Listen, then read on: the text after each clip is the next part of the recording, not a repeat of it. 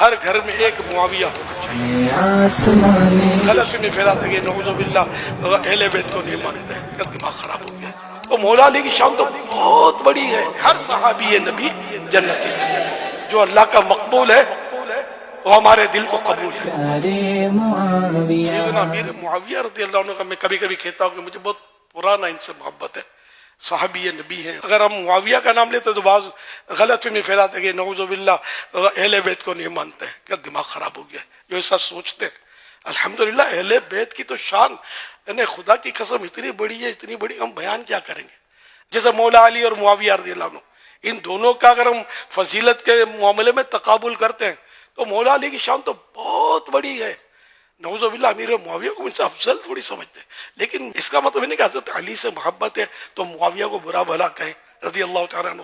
یہ نہیں ہو سکتا نا کہ ہر صحابی نبی جنتی ہے نا.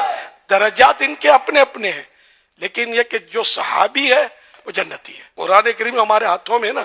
حضرت معاویہ رضی اللہ عنہ کی خدمات اس میں شامل ہیں، کوئی انکار نہیں کر سکتا.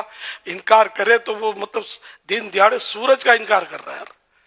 یہ کاتب وحی اور بھی صحابہ تھے، ان میں سے ایک یہ بھی ہے کاتب وحی. اور سب سے زیادہ شہرت بطور کاتب وحی حضرت امیر معاویہ رضی اللہ عنہ کی ہے. وحی لکھنے کا کام